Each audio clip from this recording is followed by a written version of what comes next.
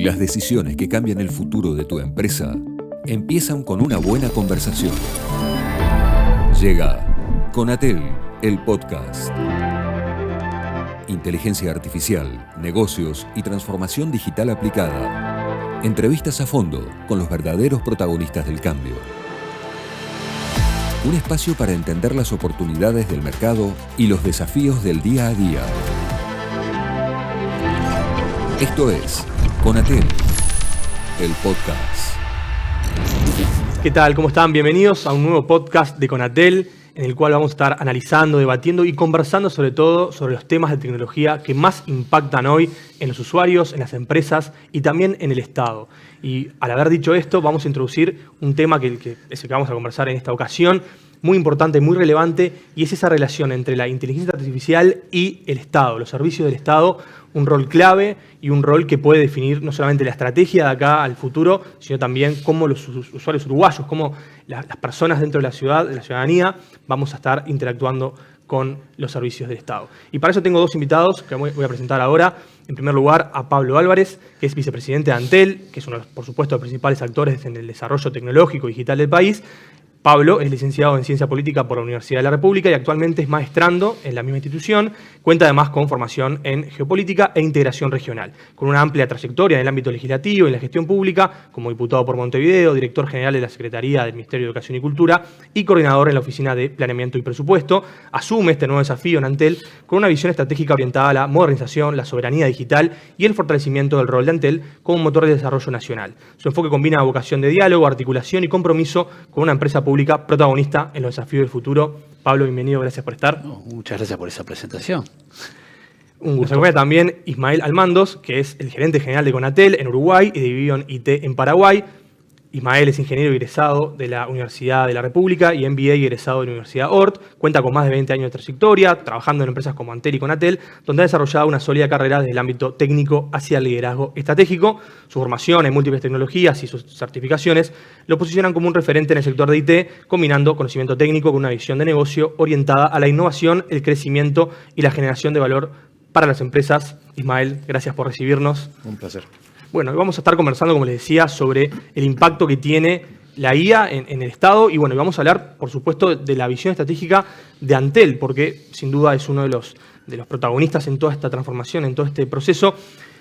Comienzo con Pablo. Pablo, ¿cuáles de alguna manera son hoy los objetivos principales y cuáles son las miradas principales sobre el vínculo entre el Estado y el ciudadano con la tecnología de por medio que se están, digamos, elaborando, esto de la estrategia nacional en IA? ¿Cómo están trabajando con este aspecto?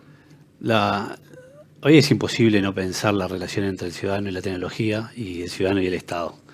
Es algo que es imposible evitar. Entonces hay que pensar qué pasa con ese vínculo y qué cosas hay que hacer. Antel, siendo una empresa pública estatal, que es más bien conocida por la conectividad, por la telefonía, y ese es la principal responsabilidad que tiene Antel, nos damos cuenta que hay que evolucionar hacia una versión más tecnológica de la empresa, es decir, evolucionar de una empresa de telecomunicaciones a una empresa de tecnología. Ese trayecto puede ser muy largo, pero hay que comenzarlo y ese es parte del desafío que nos hemos planteado. Pero esa tecnología de la inteligencia artificial también funciona en el marco de la conectividad. Entonces, lo que hacemos hoy, que es garantizar la conectividad en todo el territorio nacional, sigue siendo una de las principales responsabilidades que asume la empresa. Hoy tenemos más del 98% de los hogares conectados a fibra a través de Antel, en un escenario en competencia con empresas de porte internacional y multinacionales. Antel tiene el 50% del mercado de móvil, ¿sí? Pero a su vez está desarrollando infraestructura propia, como son los data centers. Esa es la base desde la que Antel se posiciona para esta evolución. Y te diría, con la pregunta que tú hacías, bueno, Antel en tanto es pública del Estado, pero también tiene que vincularse con el resto de los actores del Estado. Entonces, no es solamente Antel como Estado con los ciudadanos, sino Antel como empresa pública con el resto del Estado y te diría que también a través del Estado con el resto de los ciudadanos, porque Antel si bien tiene la responsabilidad de las telecomunicaciones, el resto de las políticas públicas las desarrollan otras instituciones públicas. Y esas instituciones públicas quizás hoy terminan estando muy cerca también del ciudadano a través de la tecnología. Y muchas de las preguntas que nos hacemos y que se han estado haciendo aquí en este podcast tiene que ver justamente con la relación entre las personas, el ciudadano y las nuevas tecnologías, en particular la inteligencia artificial. Así que como una presentación de cuál es la mirada que hoy tenemos, bueno, eso acompañado en una estrategia que está en construcción, que tiene que ver con incorporar IA de forma responsable en el Estado, pero también de hacer accesible el uso de la IA de forma responsable para la ciudadanía y para los procesos productivos, ¿no? Que es el otro gran actor que nunca nos podemos olvidar porque no se termina en ese plano. Así que hacia ahí nos estamos moviendo hoy. Para eso necesitamos infraestructura, vamos a mejorar la conectividad, pero también mejorar lo que son nuestras capacidades en nuestro data center para poder operar con IA. Vos mencionabas, Pablo, el tema de no solamente pensando en el público en general, sino también en la articulación interna en el Estado. ¿Cómo se está trabajando esa articulación? ¿Cuáles serían hoy las nuevas capacidades o los nuevos roles que está asumiendo Antel en esa relación, pero también en esa articulación con los entes, con la estructura en general del Estado? Bueno, yo te diría que podría dividirlo como en tres grandes áreas. Una es garantizar, vamos a decirle, soberanía al Estado para el uso de los datos o para el guardado de los datos, pero garantizar soberanía, eso necesita infraestructura propia, y te diría que esta es uno de los grandes, una de las grandes potencias que tiene Antel, que puede garantizar eso.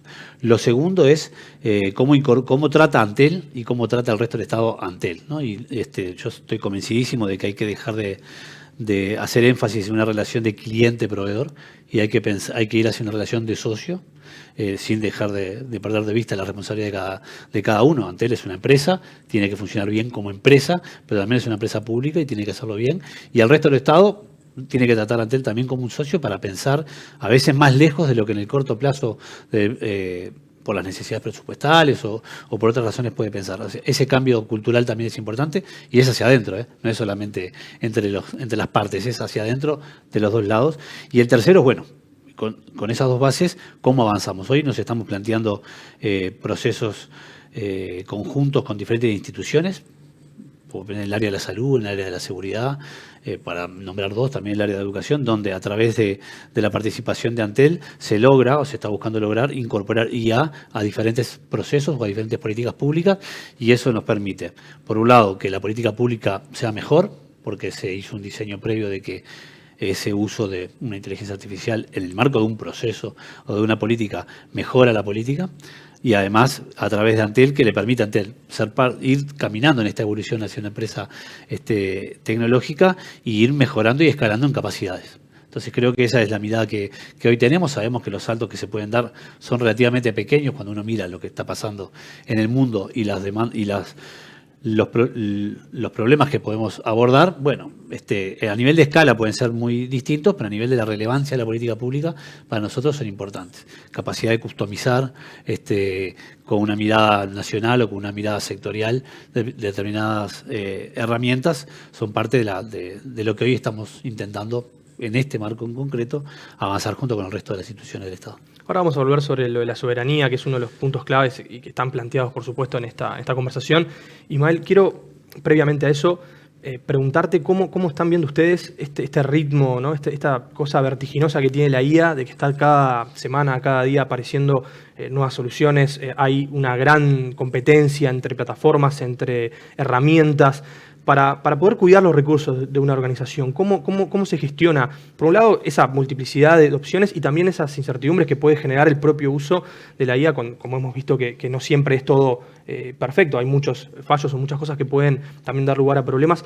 ¿Cómo se maneja eso, ¿no? ¿Cómo se maneja esa cuestión de tener varios proveedores y tratar de ser ágiles al mismo tiempo? Es un momento complejo, ¿no? Sí, totalmente. Es más, lo que nosotros estamos viendo hoy en día en el mercado es que te diría que casi la totalidad de las soluciones que aportan un valor real son todas multimodelo hoy y además multiagente. ¿Está bien? Acá capaz que me detengo un minuto en la palabra agente porque es algo súper importante y que cada vez vamos a escuchar más este año, sobre todo porque se dice que el 2026 es el año de los agentes. Un agente es básicamente una aplicación de inteligencia artificial que actúa sobre el mundo real, que resuelve un problema concreto. Por ejemplo, si estuviera en el caso que estamos hablando de inteligencia artificial aplicada al Estado, podría ser el procesamiento de un expediente, por ejemplo. O sea, un agente es algo que va más allá de contestar una pregunta como estamos acostumbrados de repente con ChatGPT. ¿Sí? Hoy en día la mayoría de las soluciones son multiagente, lo cual quiere decir que se corren varios agentes que utilizan varios modelos diferentes al mismo tiempo, principalmente por 3 motivos, ¿no? Uno es el tema de costos, ¿sí? Los modelos de frontera, los modelos que son más famosos que estamos acostumbrados a ver, Gemini, Cloud, los GPT de OpenAI, típicamente son muy caros cuando uno los quiere escalar y procesar todos los requests que genera la aplicación con ese tipo de modelos. Entonces hay un tema de costos ahí que hay que hacer como una mixtura de modelos locales con modelos corriendo en la nube. Después hay un segundo tema que es muy importante, que es el que mencionaba Pablo recién, que es la soberanía. Hay aplicaciones que directamente uno no puede enviar la información del usuario a Internet, la tiene que procesar localmente por regulación, por necesidad de los usuarios finales o por el motivo que fuera. Definitivamente hay aplicaciones que requieren soberanía. Y después está en menor medida, pero cada vez va a ser un tema más importante, pero hoy es un tema que de repente no es tan relevante. Hay aplicaciones que son muy sensibles al delay, ¿sí? Entonces, uno requiere correr la inteligencia artificial cerca de donde está el problema que uno está resolviendo, ¿sí? Entonces, en este contexto, empiezan a surgir hoy en día en todo lo que es la parte de infraestructura de TI, componentes específicos que resuelven este tipo de problemas. En particular, existen hoy routers de modelos, ¿sí? Que son componentes preexistentes que desarrollan determinadas empresas que resuelven ese problema y que lo que hacen es básicamente reciben el pedido y en función de entender el contenido del pedido y cruzarlo con un juego de políticas que define la organización, decide en tiempo real, utilizando obviamente también inteligencia artificial, cuál es el modelo más adecuado para procesar ese pedido en tiempo real. Entonces, si es un pedido que tiene datos sensibles, si requiere soberanía de datos, seguramente lo va a rutear a un modelo local. Y si es un pedido de repente que no tiene datos sensibles, pero que es muy complejo y que el modelo local no puede resolver, tal vez lo rutea a la nube un modelo de fronteras. Así es como hoy en día los equipos de TI están resolviendo este tipo de problemática de evitar el vendor locking, de quedar trancado con un vendedor y además utilizar y aprovechar la flexibilidad que dan los distintos tipos de modelo hoy en día. Bueno, Pablo, un poco lo que decía Ismael, desde la mirada un poco más desde el ámbito privado de las empresas, ustedes desde lo público, ¿cómo están trabajando el tema de la soberanía? Vos algo ya adelantabas, mencionabas y hablabas de data center, hablabas, ¿no?, de infraestructura. ¿Cuáles son hoy las necesidades y los desafíos principales que están trabajando en ese contexto? Bueno, lo principal es que todo esto, incluso el término nube, no es nada etéreo, es bien material, ¿no? Está anclado en un espacio físico, ocupa un espacio físico, y esa infraestructura es la que uno en primer lugar debe garantizar. Por un lado, acceso, y también garantizar acceso desde el punto de vista soberano, y después lo que ahí ocurre, como explicaba bien Ismael, de cómo hay un cuidado de los datos que tiene que ver por un lado con el reconocimiento a las exigencias legales que puedan existir. Por otro lado, disposiciones políticas que uno dice, bueno, independientemente de que la ley no me obligue, yo no quiero que esta información circule sin ningún tipo de responsabilidad. Entonces ahí hay que poderlo garantizar y para eso creo que es el valor estratégico que tiene Antel como empresa pública de que puede invertir para garantizar esos niveles de infraestructura desde una mirada soberana. Y eso me parece que es central.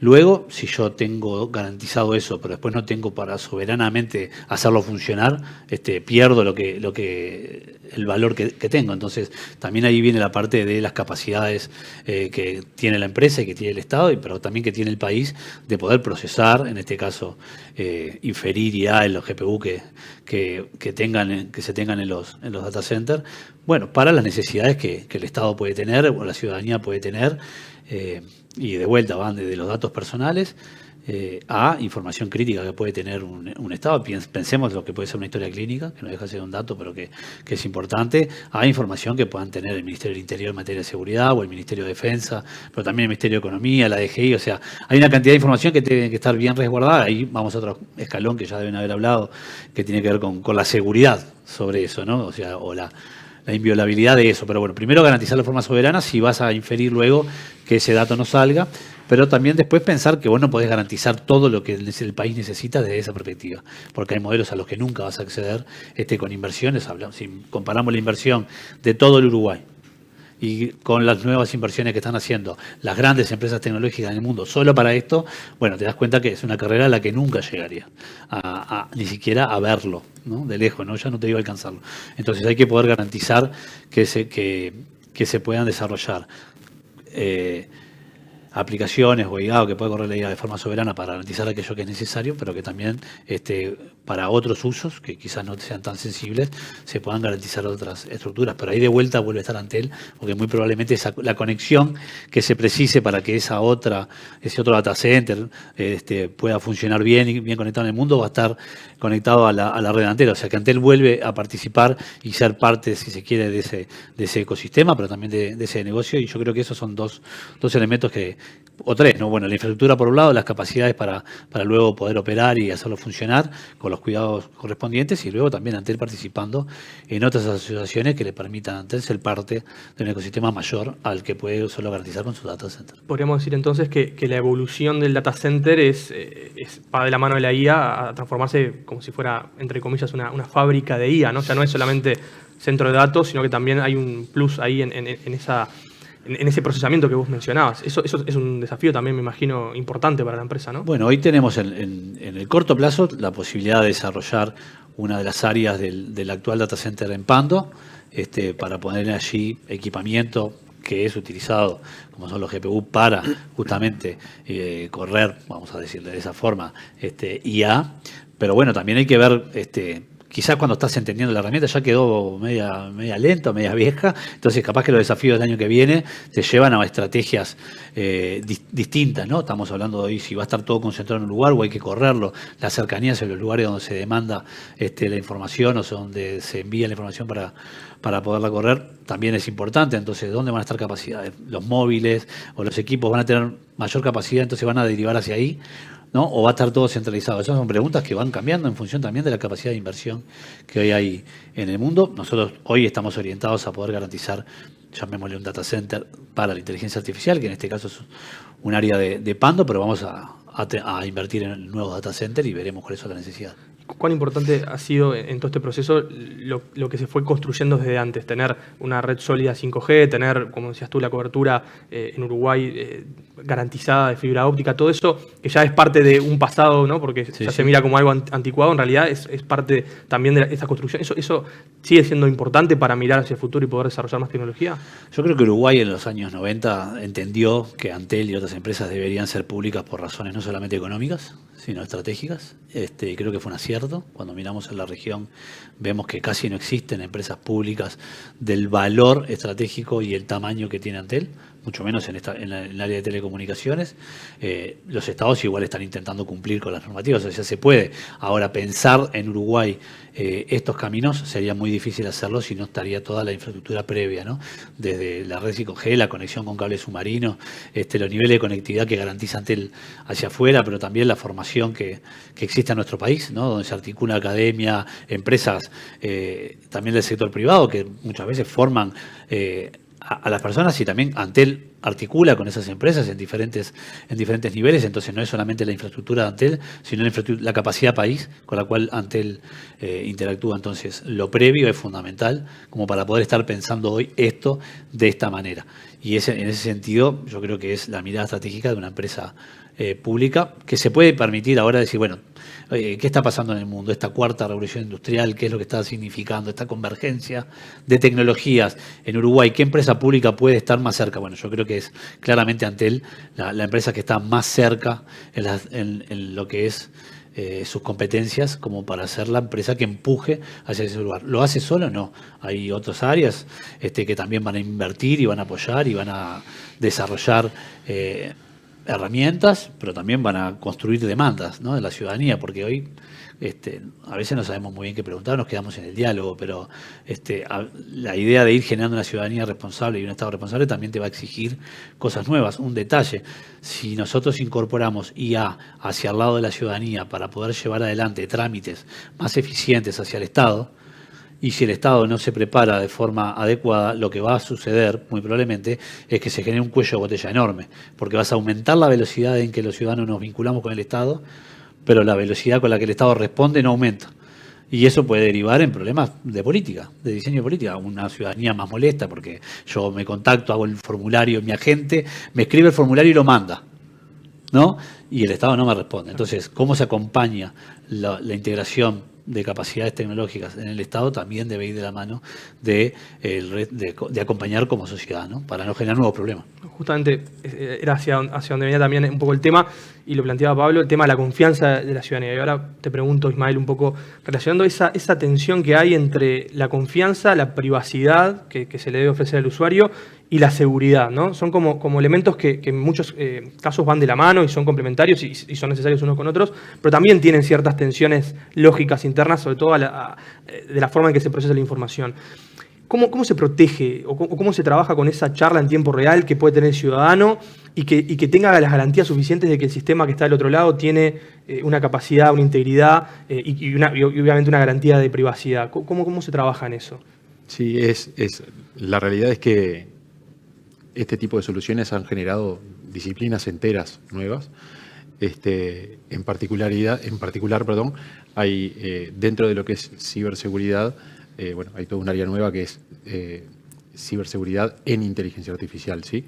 Entonces, ¿cómo se protegen estas soluciones? Bueno, se protegen exactamente igual que como se protegen las soluciones tradicionales, las aplicaciones tradicionales, pero además hay que agregarle una capa por sobre ese nivel de protección de seguridad en inteligencia artificial. ¿A qué me refiero con esto?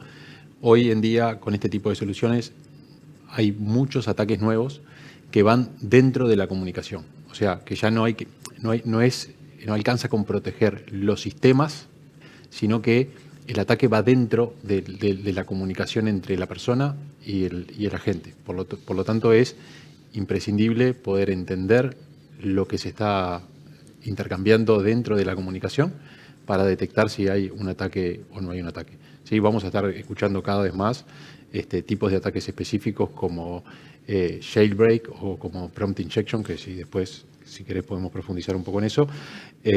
Pero básicamente hoy en día es necesario inspeccionar esa comunicación. Hoy en día hay firewalls de inteligencia artificial que justamente lo que hacen es inspeccionan la comunicación para detectar cuando dentro de la comunicación hay una intención maliciosa, ¿sí?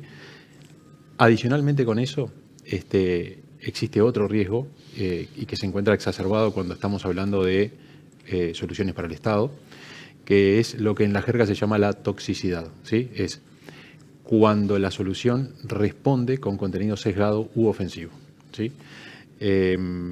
Como entiendo que es de público conocimiento y que todos más o menos sabemos, este tipo de soluciones están entrenadas básicamente con todo el tráfico de Internet. Y si hay algo que sobra en el tráfico de Internet es contenido sesgado y ofensivo.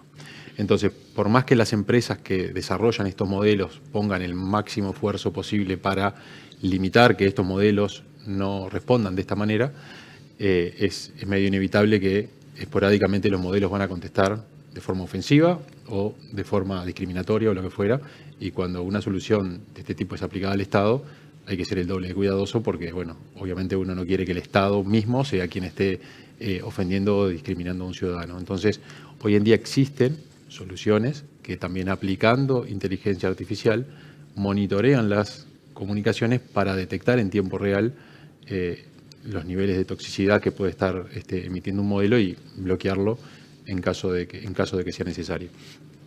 Entonces, sí, la respuesta básica es que hay toda una serie de soluciones nuevas que en su gran mayoría además utilizan inteligencia artificial para monitorear a la inteligencia artificial, que son los que dan un marco de garantía que nunca va a ser absoluta, nunca va a ser al 100%, pero que minimiza la potencialidad de exfiltración de datos, ataques que puedan comprometer la disponibilidad o la integridad de la información que se provee, o justamente como comentaba, la calidad del contenido que se entrega que sea sano para el usuario. Hay obviamente una computación detrás, una computación confidencial que permite hacer esa separación entre contenido, dato sensible, ¿no? Para que el usuario, como decías tú, para que se pueda identificar cuando se está dando una interacción con potencial malicioso y demás.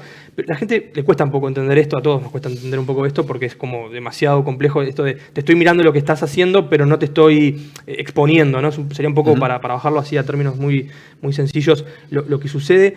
¿Cómo la IA potencia todo esto? O sea, algo que ya existía de repente se hacía con determinados mecanismos, ahora con la IA esto se potencia mucho. ¿Cómo se trabaja para que la gente también pueda confiar, ¿no? Porque en Uruguay creo que estamos en un lugar, le decía Pablo, en el cual esa adopción temprana y esa adopción de conectividad tan masiva que tenemos nos hace muchas veces un caso de estudio como sociedad, pero también hay muchos sectores que todavía se rehúsan o que ven con bastante reticencia todo lo que pasa en soportes digitales y con respecto a su interacción. ¿Cómo lo ves vos eso en términos de confianza? ¿Cómo estamos en Uruguay?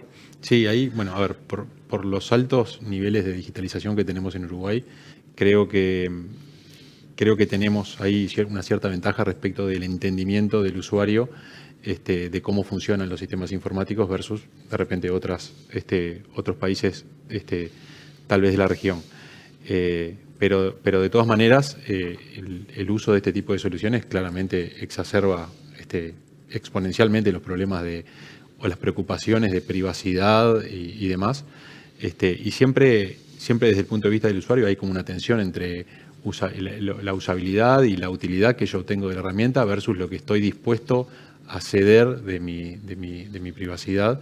Y bueno, en muchos de estos casos, la parte de facilidad de uso, aumento de productividad y demás, pesa mucho más en el usuario que la cuestión de privacidad. Por eso es doblemente importante también la educación del usuario, que el usuario entienda exactamente dónde está exponiendo los datos. Y también es súper importante la cuestión que hablábamos recién de regulaciones adecuadas de protección de datos. Muchas veces se habla de regular la IA, sí, está bien, tal vez haya que regular la IA, pero lo que hay que regular es lo que se puede hacer con IA, digamos. Protección de datos, toda la parte de discriminación, etcétera. Entonces, es muy importante la parte de regulación de datos, es muy importante la soberanía, y bueno, y todo esto que yo comentaba de inspeccionar el tráfico en tiempo real para poder detectar estas cosas, que en definitiva es estar mirando lo que pasa, que no, hoy en día no hay otra alternativa. Eso sí hay que correrlo claramente localmente, no se puede enviar a internet, y quien lo corra tiene que ser un actor confiable para el usuario, ¿está bien? Que es un poco, creo que en la línea de donde iba Pablo con todas las aseveraciones sobre soberanía, que tiene muchas aristas todo el tema de soberanía, y bueno, esta creo que es una de ellas. Y otra arista importante tiene que ver con el tema ético, la responsabilidad del Estado y los algoritmos, ¿no? Porque hablamos mucho del usuario, de la infraestructura y demás, pero los algoritmos muchas veces, o en casi todos los casos, hay una convivencia con estructuras que vienen de afuera, que son multinacionales, que son organizaciones que no están diseñando, pensando en la lógica de un Estado en particular, ni un país en particular. ¿Cómo trabajan ustedes, Pablo, esto? ¿Cómo se prepara desde el Estado una respuesta para que, por ejemplo, ante un trámite, ante una necesidad de una decisión, que el algoritmo tiene que decidir si otorga un crédito o si otorga un beneficio o si decide sobre, de acuerdo a la información que recibe de un usuario, cuáles son hoy las digamos, claves para garantizar este proceso que sea lo más transparente y ético posible y sobre todo que no tenga demasiadas desviaciones, ¿no? Que es un poco lo deseable? A mí este es un tema que me preocupa y me ocupa por lo difícil, porque cuando estás hablando de ética estás hablando de un universo amplio. Para mí la ética de la IA o de esta nueva tecnología de los datos, o este nuevo escenario de los datos, esta economía de los datos, empieza en las piletas de litio de Bolivia, ¿no? Y en los modelos extractivos, ¿no? Donde, bueno, yo creo que hay que ver hasta ahí, dónde está empezando esto, porque hablar solo de la IA al final, o la ética de la IA al final, me parece raro. Entonces hay que ver el negocio aguas abajo, como le dicen. Hay que ir para atrás. ¿Hasta dónde? Y bueno, están empezando ahí, en las minas del Congo. ¿Dónde está empezando esto? ¿No? Y hay que poder ver la dimensión, por lo menos entiendo que es necesario ver esa dimensión para después ver qué parte te toca a ti, ¿no? Para poder actuar. Entonces, yo creo que no hay que temerle a la regulación y tampoco hay que regular en exceso. Hay un límite donde una regulación puede impedir que efectivamente actores locales puedan trabajar, porque a veces la regulación lo que pone son sobrecostos, ¿sí? Pero también las grandes empresas tecnológicas no quieren ninguna regulación, ¿no? Y están las que no quieren ninguna regulación y sustituir al Estado, como vemos hoy. Quienes siguen las redes habrán visto hace muy poco que hay empresas tecnológicas que se terminan asociando para cumplir un mandato político frente al Estado, en particular en el área militar. Bueno, hay otras empresas grandes que dicen, bueno, no sustituyamos al Estado, pero hagamos que el Estado trabaje para nosotros. Bueno, Uruguay es un Estado relativamente pequeño y débil en el concierto internacional, pero en Uruguay es la principal institución. Entonces yo defiendo el valor que el Estado tiene en este momento, en este escenario, y la regulación tiene que ir, y lo decía Emma recién, al cuidado de los ciudadanos y los aspectos críticos que el país está interesado en cuidar. Entonces, una es, si vas a terminar usando esta tecnología para definir a quién le corresponde o no acceder a un beneficio de una política pública, déjame ver cómo está operando eso. Entonces, hay niveles en donde el ciudadano debería tener la posibilidad de, así como hoy accede a través de una ley al derecho del acceso a la información pública, ¿no? Y estás obligado a responder. Bueno, si se llega a aplicar eso, hoy no está ocurriendo necesariamente, pero por lo menos no en este escenario que estamos hablando, un ciudadano debería tener, así como va a la ventanilla y dice, pará, ¿por qué a mí no me tocó esto? Yo tengo esto, debería tener capacidad para llegar. Y creo que eso no debe estar expuesto sino a la hora del diseño. La transparencia del algoritmo, en última instancia, que no debe confundirse con la responsabilidad, pero que también debe estar en la institución. Quien es responsable del algoritmo, en última instancia, es quien lo aplica, también debería estar garantizado para el ciudadano. Y creo que ahí podés avanzar en estos niveles. Si la ética termina siendo solamente lineamientos normativos, termina siendo algo o muy difícil de cumplir o algo que no termina incidiendo en la realidad. Entonces creo que debe estar instalado en la práctica desde la visión. ¿Hacia dónde se mueve el país cuando está incorporando esto? Y ahí hay una dimensión donde uno puede valorarlo, desde mi perspectiva, de una forma más sensata, esta discusión.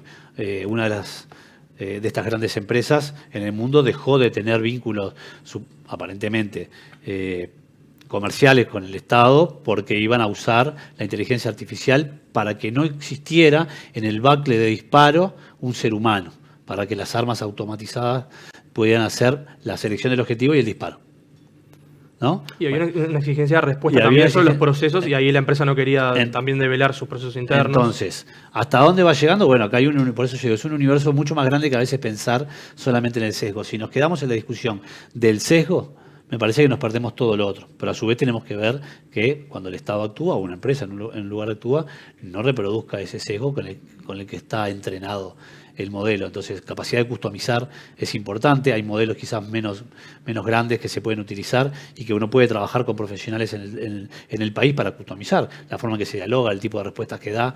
Y me parece que ahí es donde está el aporte que le podemos dar nosotros para ir garantizando estos niveles que nos tenemos que exigir en el Estado, pero también la sociedad le debe exigir al Estado. Y mencionabas, Pablo, el tema de la legislación, de las leyes. Hay una mirada un poco crítica en general de que falta, ¿no? Se dice en distintos ámbitos, faltan leyes, no está regulado. ¿Qué opinión tenés al respecto con lo que hay hoy actualmente funcionando y con lo potencial, con lo que puede venir pasado mañana con respecto al uso de IA? Mirá, en general yo tiendo a creer que lo más importante de una ley es el debate que la ley genera.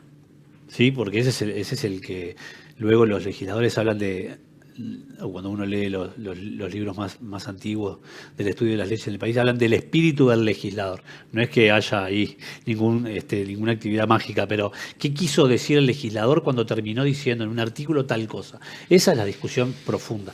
Si no accedemos a una discusión profunda, inteligente, el resultado normativo puede ser calcado. Traigo una ley de otro lado, la calco, es muy bonita, dice cosas que están muy bien, el Estado no tiene capacidad para aplicarla, la ciudadanía no comprendió el debate porque no lo hubo, entonces no hay forma tampoco luego de exigir responsabilidades. Entonces yo creo que la normativa debe estar acorde a esto. ¿Qué es lo que a lo que el país quiera ir? Yo creo que hay que avanzar en una legislación.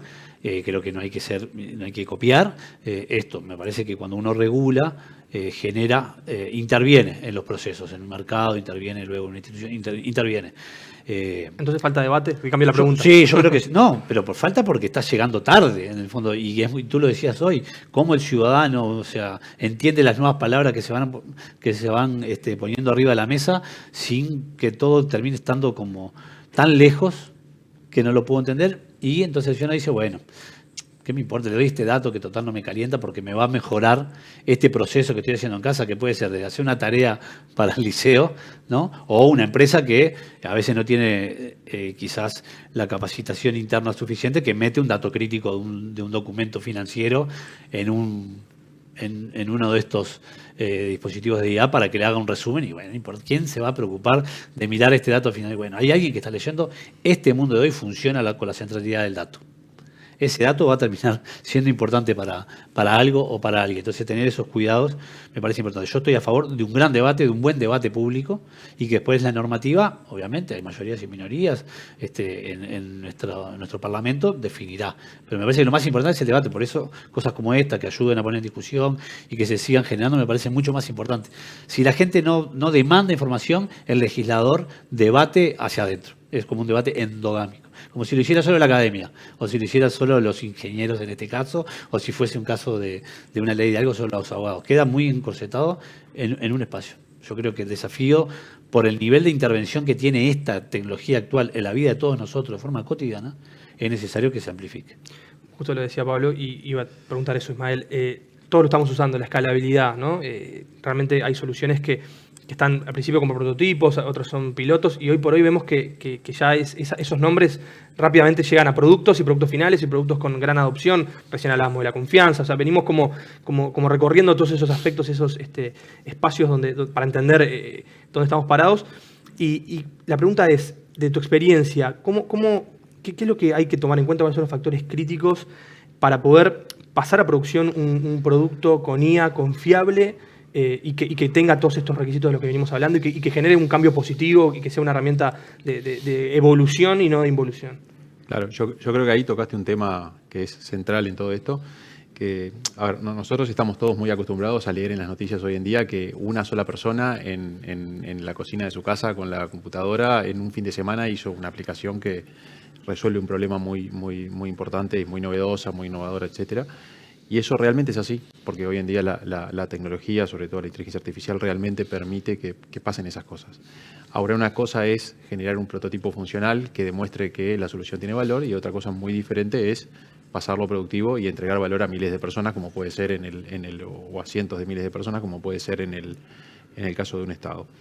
Entonces ahí, primero, lo que hay que decir es que atrás de una solución de inteligencia artificial que funciona, escalable, hay mucha gente. Ahora voy a profundizar sobre eso.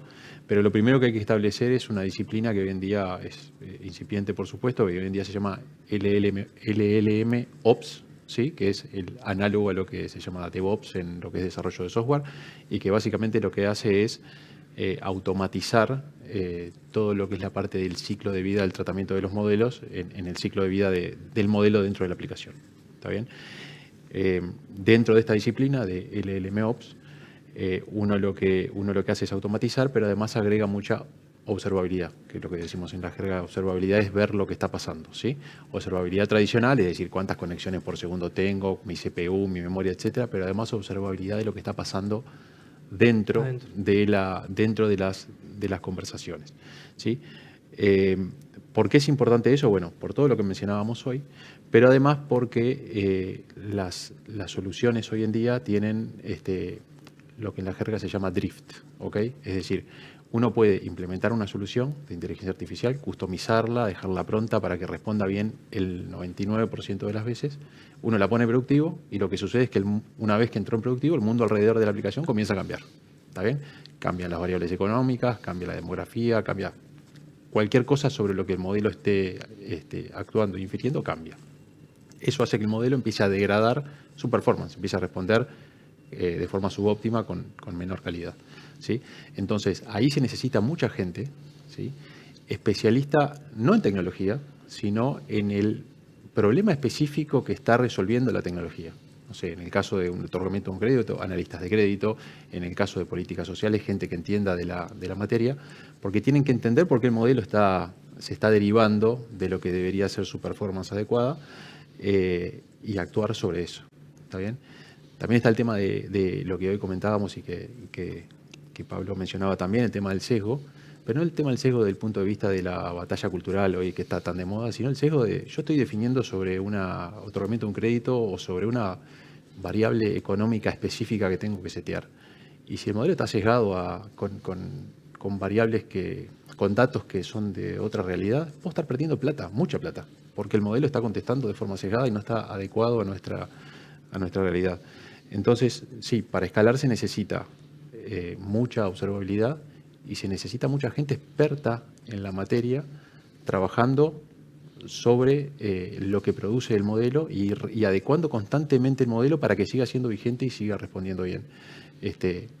Lo cual me parece un tema además que no siempre se habla, que siempre se piensa que las soluciones de inteligencia artificial van a sustituir al humano y no es lo que está sucediendo hoy. Lo que está sucediendo hoy es que el humano se tiene que readaptar, se tiene que resignificar para dejar de hacer tareas repetitivas y empezar a aplicar más análisis y más entendimiento de lo que está pasando en el proceso. En el caso del Estado, por ejemplo, una solución de inteligencia artificial puede ayudar a procesar miles de expedientes, de repente en 15 minutos, pero la autorización final la tiene que dar un funcionario.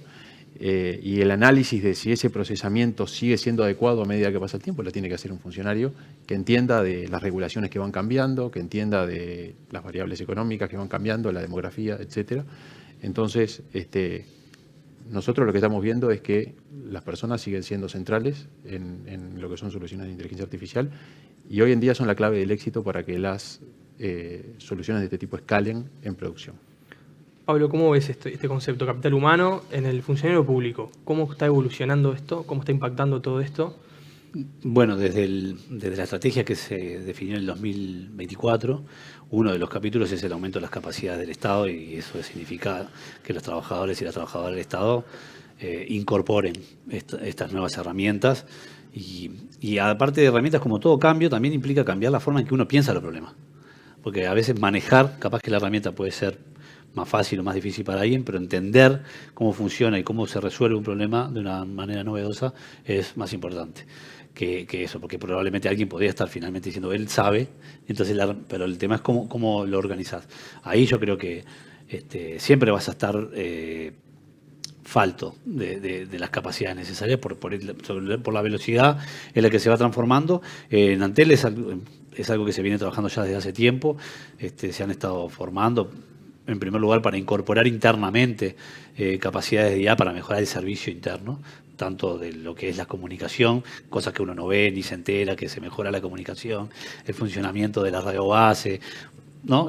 Ahí hay mucha, a veces IA aplicada porque es probabilístico, entonces es menos complejo que esto que estamos hablando en el sentido de hacia el usuario, ¿no? Es complejo desde el punto de vista operativo, del conocimiento. Pero bueno, eso mejora el funcionamiento. Se viene también aplicando hace un tiempo para mejorar, por ejemplo, la forma en que los ejecutivos se vinculan con un cliente para poder acceder más rápidamente a la documentación necesaria para cerrar un contrato. ¿Sí? O sea, ahí está la persona, el humano, siendo finalmente el que toma esa decisión, respaldándose en el uso de IA interno para ver cuáles serían la documentación necesaria para poner en conocimiento, qué capacidad debería tener ese servicio que le quiere dar, qué se le puede ofrecer. Bueno, hoy es tanto lo que se puede dar que no hay forma de que una persona sola pueda conocerlo todo, entonces garantizar esos procesos también han sido útiles para la empresa hacia adentro y eso implica que las personas se estén formando y capacitando. Entonces, desde la perspectiva de Antel es algo que viene ocurriendo, pero es algo que tiene que ser más masivo por lo que decíamos también recién. A veces no nos damos cuenta y decimos, bueno, por esta cosa simple no importa, no pasa nada. Entonces es como por rebanadas, ¿viste? Vas por rebanada, esto no pasa nada, esto no pasa nada. Al final del día hiciste tantas cosas que cada una no pasaba nada, que tomaste una decisión equivocada, porque fuiste exponiendo información crítica, tal vez sin darte cuenta, hacia afuera. Eso es algo que se tiene que trabajar sin ningún tipo de duda, y esto es como el lado final de la operación, ¿no? O sea, no tanto en el lado inicial del diseño, en el diseño también se tendrá que trabajar, y ahí son otras instituciones, sin duda, las que participan más que el propio Estado, las instituciones de formación académica, los cursos. Bueno, hay que trabajar también para avanzar en ese sentido. En este caso hemos hecho como Antel un convenio con la Facultad de Ingeniería de la Universidad de la República, también para poder mejorar capacidades en ese sentido. O sea, desde el lado de Antel venimos avanzando, ahora queda como el otro lado, ¿no? Cómo vamos incorporando ahora IA a servicios o a productos en los cuales Antel quiere participar con otros actores del Estado, como decíamos recién, evitando estos sesgos que se señalaba, que no solamente los culturales también, sino con qué está entrenado ese modelo que luego toma decisiones que capaz son ajenas a las que ocurren en nuestro país. A mí me gusta a veces poner ese ejemplo, y es, podrías usar un modelo que venga ya armado para mejorar o para acompañar a un médico en el diagnóstico, pero si esa información con la cual se entrenó el modelo tiene que ver con las enfermedades que prevalecen en otro lugar, muy probablemente el diagnóstico no sea tan bueno si tú sos capaz de entrenar ese modelo o customizarlo con la información que vos tenés de lo que pasa en Uruguay, cuáles son las prevalencias, cuáles son. Entonces el médico probablemente tenga capacidad. Ahí hay un sesgo que no era cultural, sino que capaz de dónde se tomaron esos datos. Hay que trabajar hacia ahí, y yo creo que de a poco en todo el Estado se van haciendo estas preguntas. Nosotros estamos intentando decir esto, bueno, hagámonos preguntas de qué nos gustaría poder resolver o cómo quisiéramos resolver cosas de diferentes formas y cómo Antel puede participar. Pablo, y esto que decías, ¿limita un poco la posibilidad o la potencialidad de que Uruguay se transforme en un hub de gobernanza o en un ejemplo a seguir o un modelo exportable? Vos al principio decías que copiar y pegar no, o sea que, pero bueno, esto es distinto, capaz que es algo más modélico, ¿no? Mira, el otro día le enseñé a mi hijo de 8 años a hacer Control-C, Control-V. Me pareció una herramienta casi como enseñar a usar un taladro, pero a veces en el tema de las políticas públicas hay que tener cuidado, ¿sí? Yo creo que estamos lejos hoy de ser un hub de exportación en ese sentido, porque por esto que hemos dicho, por los desafíos. Sin embargo, cuando se asocian diferentes instituciones que están siendo hoy miradas desde el exterior y que se toman en cuenta, pienso en Antel, pienso en Ceibal, pienso en casos de éxito que Uruguay ha tenido y que luego se transforman en capacidad exportable, en el sentido de que otros miren y puedan también incorporar en su lugar, sin copiar, sino actualizando. Yo creo que hay un terreno para trabajar interesante. Volvamos a lo que hablamos al principio. Si lo miramos en volúmenes de inversión, difícilmente te puedas presentar como una alternativa a la organización, pero encontrando soluciones concretas. A mí me gusta siempre pensar los problemas del lugar en el que estás. O sea, una IA situada en Uruguay para los problemas de Uruguay, para los desafíos de Uruguay. De la salud, pero del sector productivo. Ese creo que es el principal desafío. El hecho de tener empresas públicas como Antel me parece que es un elemento exportable en ese sentido. Es decir, ¿qué instituciones participan en este proceso desde un lugar protagónico? Bueno, yo creo que una empresa pública pueda garantizar un papel protagónico en este proceso es un elemento exportable. Y eso forma parte de la gobernanza, desde el punto de vista de dónde se están tomando decisiones. Yo creo que tenemos mucho para avanzar, tenemos un trabajo muy importante que ha hecho AGESIC desde hace un tiempo y tiene la rectoría de estos temas, ¿no? Hacia dónde moverse. Venimos trabajando también muy bien con AGESIC. Entonces me pararía en ese lugar de lo exportable, ¿no? Es decir, bueno, vayamos resolviendo con estas nuevas herramientas cosas desde la perspectiva de cuáles son nuestros problemas. No nos pongamos a resolver problemas que no tenemos, ¿no? Y porque está bien o porque el mecanismo de financiación te lo pide, que son riesgos que a veces uno puede tener. Bueno, vamos a investigar esto porque esto es lo que se financia en el mundo, pero si ese problema no está en tu país, ¿no? Entonces, acompañar las dos cosas me parece que es parte de un modelo de gobernanza más amplio. Yo te diría que hoy estamos en esa etapa. Creo que se va relativamente bien porque los actores se van incorporando, y este desafío de el Estado solo no va a poder trabajar con todo esto. Necesita actores locales que también estén sintiendo el empuje necesario para después poder ser socios, ambos, ¿no? Antel puede ser un socio confiable para el sector privado y el sector privado también ser un socio confiable para Antel. Hay desafíos y vamos a tener desafíos que necesitamos trabajar juntos. Bueno, lo dijo todo Pablo, grandes desafíos por delante. Muchísimas gracias Pablo, Ismael, por este espacio y seguramente lo vamos a retomar porque esto evoluciona y sigue hacia adelante constantemente. Muchas gracias. Muchas gracias. Las decisiones que cambian el futuro de tu empresa empiezan con una buena conversación. Esto fue Conatel, el podcast. Inteligencia artificial, negocios y transformación digital aplicada. Entrevistas a fondo con los verdaderos protagonistas del cambio. Un espacio para entender las oportunidades del mercado y los desafíos del día a día.